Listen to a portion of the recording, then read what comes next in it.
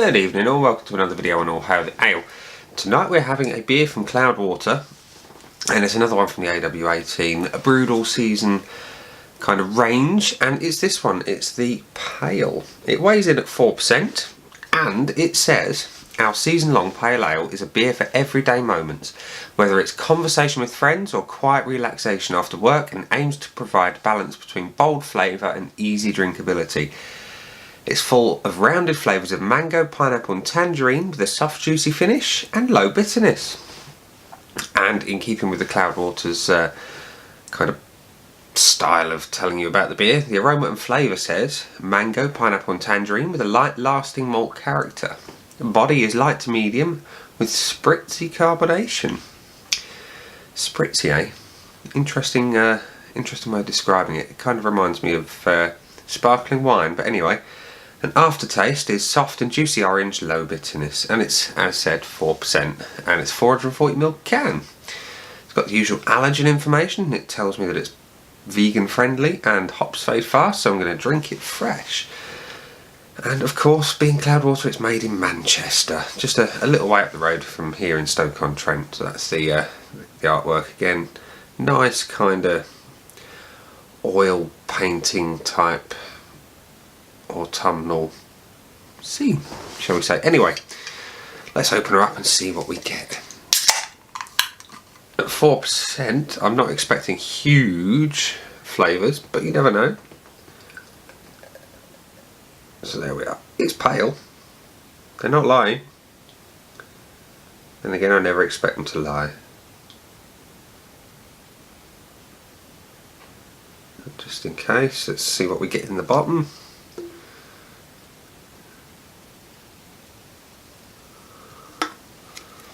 There we are. So that's the beer. It's kind of hazy, not ridiculously so. It's pale in colour. We've got some carbonation. We've got a decent head on it. We've got what? 2 solid fingers, maybe a little bit more. White head, and it's growing. Bizarrely, it's a bit like watching the Marshmallow Man have some heat applied to him. Anyway, yeah, it's growing. The bubbles are relatively tight and consistent. A few random ones here and there, not that that really matters, but anyway, as for what can we get on the aroma through this monster of a head,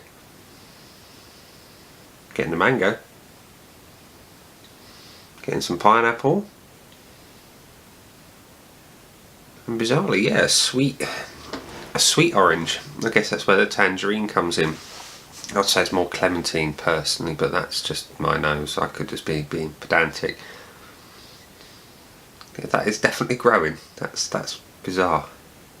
Anywho, let's relieve this beer of some head and sample it.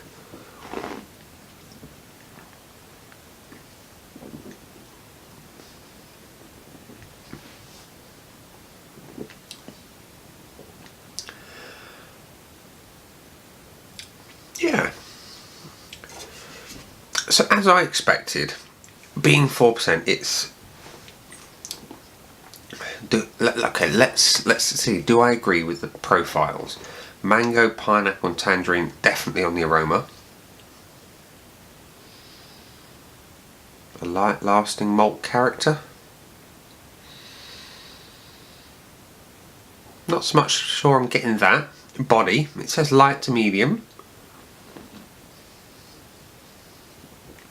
I'd say definitely on the light. Spritzy carbonation. Yeah, I would agree with that. And the aftertaste is soft and juicy orange and low bitterness. And you know, they're not lying at all. It is soft, it's juicy orange. It is. And it's not bitter in the slightest. They've got it down to a T. Cannot disagree with a single word of that description. I mean, it could just be my nose is not getting the malt character on the aroma, and maybe not in the flavour. Let's have another taste to find out.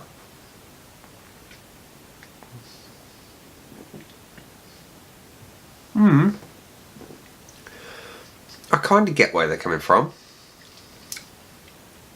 Yeah. But do I get the mango in that in the flavour?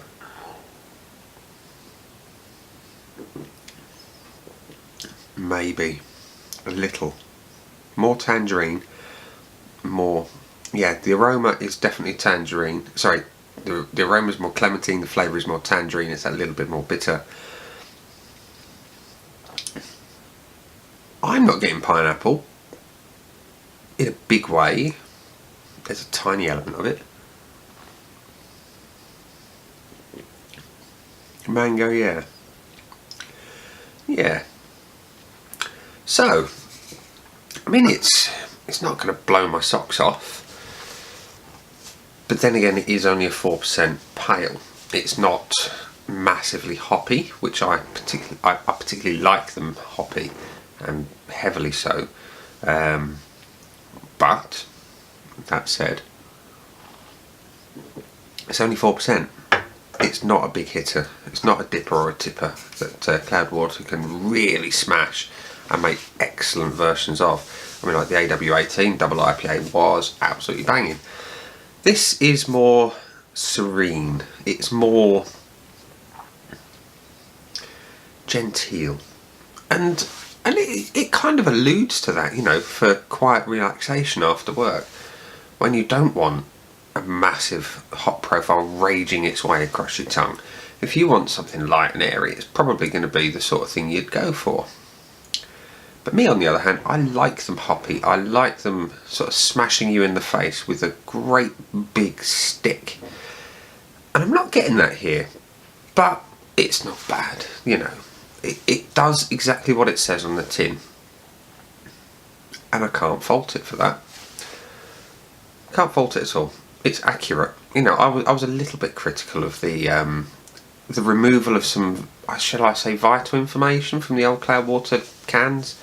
I liked the old information, but what they've put on here now with the descriptions, they're accurate, I'll give them that, but they don't give anything away as to what's within, and I like to know what's within. I mean, obviously you've got gluten, wheat, barley and oats listed as definitely being there. We know there's hops, we know there's malt, we know there's water, but we don't know what hops, what malt, etc, etc. Anyway, that's by the by. The beer itself, let's give it a score, shall we?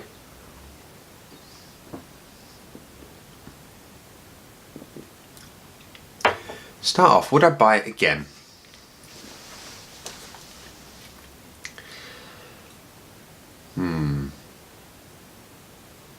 Would I?